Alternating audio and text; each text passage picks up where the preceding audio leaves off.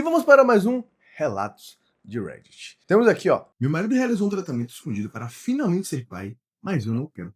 Eu tenho 37 anos e estou casado há pouco mais de 15 anos com um homem que considero o amor da minha vida. E talvez seja justamente por isso que eu esteja escrevendo isso hoje. Porque se fosse qualquer outro relacionamento, qualquer outro problema ou qualquer outra pessoa, eu acho que a resposta seria mais simples. Mas não é. Eu amo meu marido. Amo de verdade. Ele esteve ao meu lado durante metade da minha vida, conheceu versões minhas que ninguém mais conheceu, cresceu comigo, enfrentou dificuldades comigo, comemorou conquistas comigo e construiu ao meu lado tudo que temos hoje. E mesmo assim, pela primeira vez desde que nos conhecemos, eu estou me perguntando se talvez o amor não seja suficiente para manter duas pessoas juntas. O problema não é dinheiro, não é traição, não é falta de respeito, não é violência, não é incompatibilidade de personalidade. Na verdade, olhando de fora, muita gente diria que temos um casamento perfeito. Temos estabilidade financeira, nos damos bem, raramente brigamos e ainda gostamos da companhia um do outro depois de tantos anos. O problema é algo muito mais complicado porque ninguém está realmente errado. E talvez seja exatamente isso que esteja me destruindo por dentro. Meu marido sempre sonhou em ser pai. E eu nunca tive certeza se queria ser mãe. Pais, acho que faltou uma conversa aqui, hein? Uma conversa inicial de relacionamento, aquela conversa de, não, o que é que você quer? Você quer ser pai? Você quer ser mãe? Pretende ter filhos? Ah, não sei, eu quero. Porque assim, ó, normalmente alguém fala, não, eu não sei se eu quero. Ou então, tipo, eu tô na dúvida, pode ser que mais pra frente, né? E aí a pessoa que queria, que tem o sonho de ser, fica naquela vontade de, não, então mais pra frente ela vai mudar de opinião e tudo mais. E às vezes não muda. Quando nos conhecemos, isso não parecia um problema. Eu tinha 21 anos, ele 22. Nessa idade, tudo parece distante, casamento parece distante, filhos parecem distantes, velhice parece distante. A gente vive acreditando que tem o tempo todo do mundo para tomar decisões importantes. Lembro que ainda no começo do namoro ele falava sobre filhos de uma forma que eu achava até bonita. Dizer que queria uma família grande, que queria ensinar uma criança a andar de bicicleta, que sonhava em levar o filho para pescar, para o estádio, para viagens em família. Eu sorria quando ele falava essas coisas, achava fofo, mas nunca me via naquelas cenas da mesma forma que ele. Enquanto minhas amigas falavam sobre quantos filhos queriam ter, nomes que gostavam, como imaginavam suas futuras famílias, eu nunca pensei muito nisso. Não porque eu odiava crianças, muito pelo contrário. Sempre gostei de crianças, sempre me dei muito bem com elas. Mas existe uma diferença enorme entre gostar de crianças e querer ser mãe. E essa diferença sempre esteve muito clara para mim. Quando fizemos 5 anos de casados, começamos a perceber que praticamente todos os nossos amigos já tinham filhos. Alguns já estavam até no segundo filho, o terceiro. Os encontros começaram a mudar, as conversas giravam em torno de escolas, pediatras, desenhos infantis e festa de aniversário. Eu continuava feliz na nossa vida, mas percebi algo diferente no meu marido. Ele nunca pressionava, nunca cobrava, nunca fazia chantagem emocional, mas havia uma tristeza silenciosa aparecendo cada vez que a gente voltava desses encontros. No começo achei que fosse impressão minha, depois eu percebi que não era. Ele sempre encontrava uma forma de brincar com as crianças, sempre acabava carregando algum bebê no colo, sempre se oferecia para ajudar os amigos, e existia algo no olhar dele que eu não conseguia ignorar, uma espécie de saudade de algo que ele nunca teve. Eu lembrei agora aqui daquele negócio do saudade do que a gente não viveu ainda. Ela continua aqui, ó. Mesmo assim, a vida continuou até que minha irmã engravidou. Eu nunca imaginei que a gravidez dela teria tanto impacto na nossa vida. Minha irmã sempre foi mais nova que eu, era o tipo de pessoa que parecia perdida na vida, mudava de emprego, mudava de planos, mudava de cidade, então ninguém esperava que ela fosse a primeira a ter filhos. Quando ela anunciou a gravidez durante um almoço de domingo, eu fiquei genuinamente feliz por ela, mas lembro de ter olhado para o meu marido e percebi algo diferente. Ele estava emocionado, mais emocionado do que eu. Quando minha sobrinha nasceu, aquilo ficou ainda mais evidente. Meu marido se apaixonou completamente por aquela menina. E eu não estou exagerando. Ele virou praticamente um segundo pai. Ia às apresentações na escola, comprava presentes fora da época, sabia os personagens favoritos dela, assistia desenhos animados sem reclamar, aprendeu músicas infantis, montava brinquedos, participava de tudo. Às vezes eu acordava no sábado e encontrava os dois sentados no chão da sala construindo alguma coisa com blocos coloridos.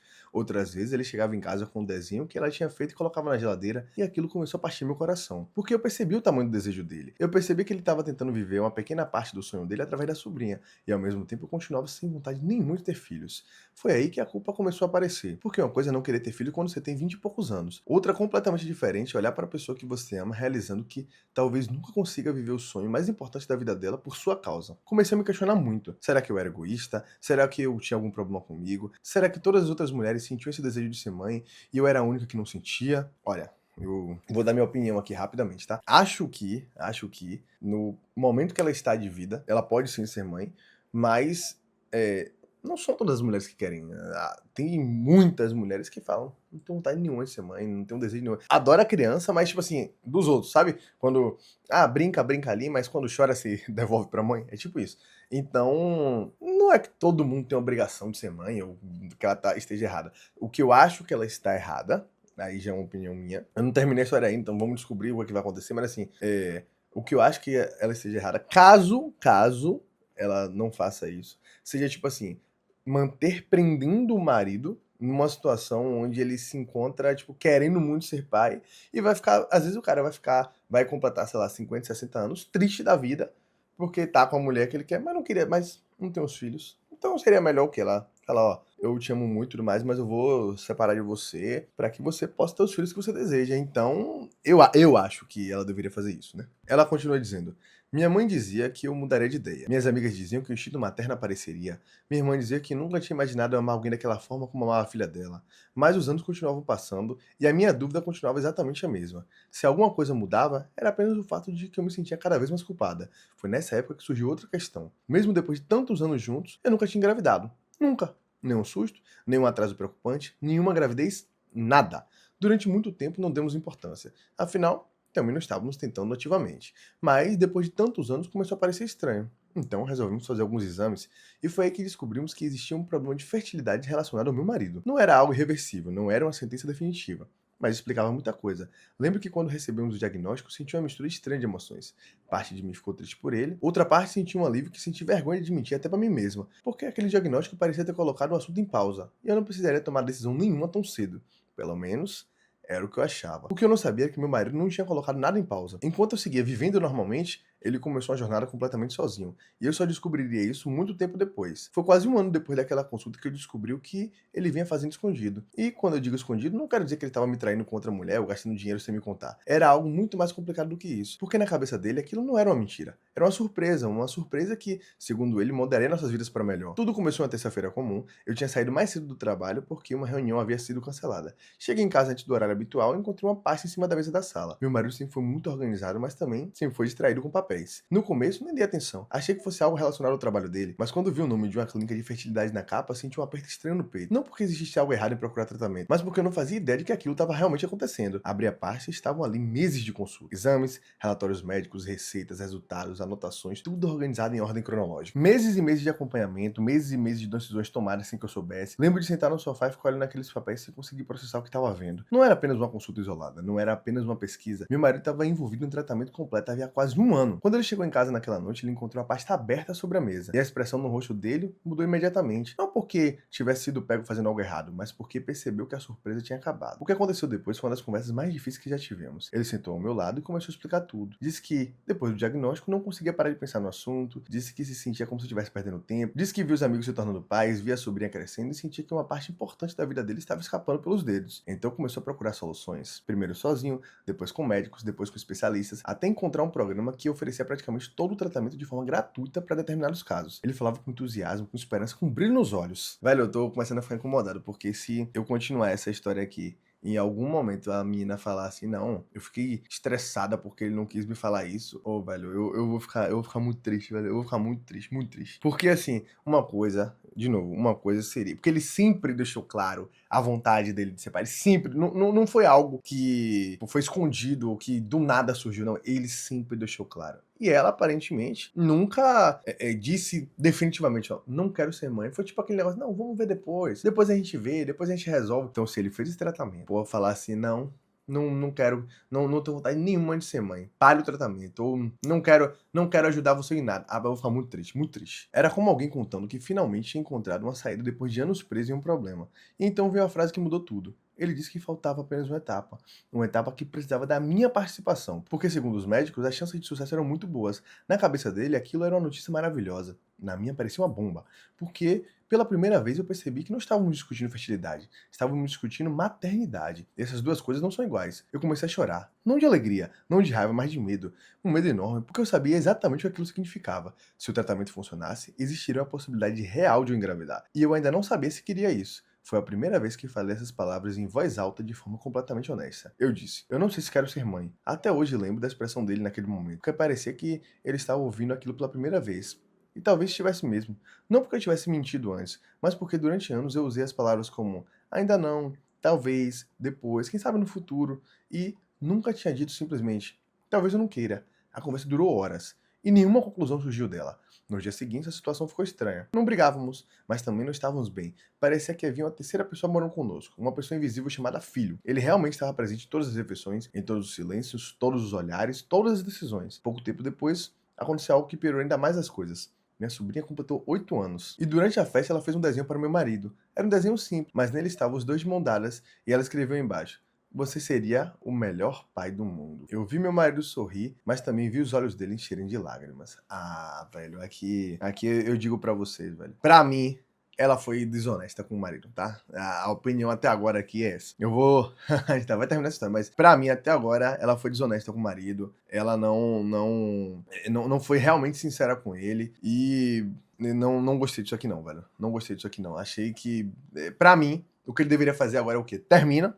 Eu sei que é um caso de muitos anos. É difícil, enfim, não deve ser fácil mesmo, mas termina e vai procurar outra mulher. Não importa, não importa. Todo mundo consegue encontrar uma pessoa legal que seja mais compatível com aquele momento que aquela pessoa tá vivendo. Todo mundo. Então, se o sonho da pessoa. Gente, se o sonho da pessoa. Uma coisa é o cara ter um sonho de, sei lá, comprar um carro, uma casa gigantesca, aí é só trabalhar, depende da pessoa, né? Sei lá, quero, enfim, isso aqui. Mas quando o seu sonho envolve ter um filho, você depende da outra pessoa. E não digo só da gestação, não, porque ele poderia até adotar. Mas vai muito além disso, sabe? Não é só sobre a gestação, é sobre todo o contexto. E ela não quer. E nunca foi honesta sobre. É muito triste, muito triste. Naquela noite, quando voltamos para casa, ele ficou em silêncio durante quase toda a viagem. E pela primeira vez senti algo próximo ao desespero, porque comecei a perceber que talvez estivéssemos chegando a um ponto sem retorno. Eu amava aquele homem, mas também começava a perceber que o sonho dele não era apenas um detalhe na vida dele, era uma parte central de quem ele era. E eu não sabia se conseguiria dar isso a ele. Nas semanas seguintes, familiares começaram a perceber que algo estava errado.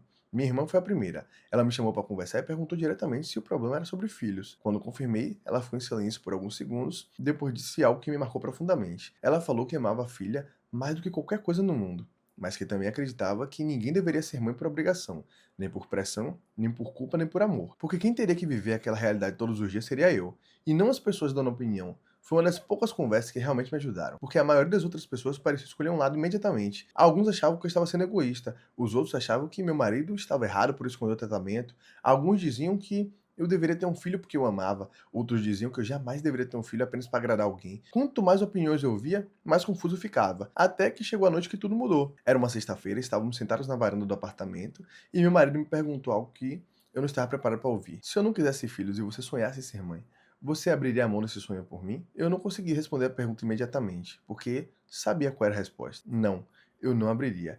E ele percebeu isso no meu silêncio. A conversa que veio depois foi a mais sincera que tivemos em 15 anos. Pela primeira vez, ele admitiu que estava começando a sentir ressentimento. Não contra mim, mas contra a situação, contra o tempo, contra a vida, contra tudo. E pela primeira vez eu admiti que estava começando a sentir medo de acordar um dia com um filho que eu nunca tivesse certeza se queria ter.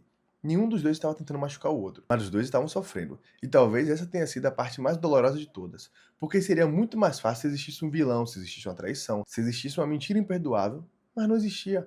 Existiam apenas duas pessoas que se amavam profundamente e que depois de 15 anos juntas, descobriram que talvez quisessem futuros diferentes. Hoje estamos em terapia de casal, ainda juntos, ainda tentando entender o que fazer, o tratamento continua disponível, a decisão continua pendente, e sinceramente, eu ainda não sei qual será nosso futuro. Talvez encontremos uma solução, talvez não. Talvez o amor seja suficiente, talvez não seja, mas existe uma pergunta que não sai da minha cabeça desde aquela conversa na varanda. Se você ama alguém profundamente, até onde você deve ir para realizar o sonho dessa pessoa? E em que momento realizar o sonho do outro significa abandonar a si mesmo? Então eu realmente quero saber a opinião de vocês. Se vocês estivessem no meu lugar depois de 15 anos de casamento, com alguém que sonha em ser pai desde sempre, vocês tentariam ter um filho mesmo sem sentir essa vontade dentro de vocês? Ou acredito que trazer uma criança no mundo exige muito mais do que amor pelo parceiro? Ó, agora eu vou dar minha opinião depois que ela terminou, tá? Eu não acho que ela tenha que ter a obrigação de ter filho. Ninguém tem a obrigação de ter filho. E o que ela falou é uma realidade. Imagine ela chegar aqui, vamos dizer que aqui ela tá aqui agora, né? Teve o filho hoje. Aqui, 10 anos depois. Imagina ela olhar pra criança e falar: eu não queria essa criança. Ela pode realmente, depois de ter a criança, amar e, sabe, ficar muito feliz. Mas também pode olhar e falar: não queria essa criança. Pra criança é muito triste, pro marido vai ser mais triste ainda. Então, eu não acho que ela deveria ter a obrigação de ter filho pelo marido. Mas eu acho que o erro principal dela foi não ter sido sincera antes. Era pra ter sido sincera antes. Logo de cara, falar logo, ó, minha vontade é essa, eu tenho vontade de ter filho, ou eu não tenho vontade de ter filho. Não faz sentido ela, tipo, esconder essa situação que ela escondeu aqui. Então, realmente muito triste. Eu acredito que eu, sendo o marido, eu se realmente daria, sei lá, pelo tempo de casamento e pelo amor que tem, daria, sei lá, uns 6 meses, um ano ali pra poder a gente resolver a situação, porque o homem pode ser pai quando quiser, né? Não importa, pode ser com 20 anos, pode ser com 80. Mas eu daria um tempo ali pra resolver a situação e se, sei lá, um ano resolvesse falar, ó, cada um pro seu lado, o meu sonho é ser pai, eu não vou abrir mão desse sonho. Porque ela também concordou aqui que ela também não abriria. Mas me conta aqui embaixo o que é que você acha, porque tema polêmico.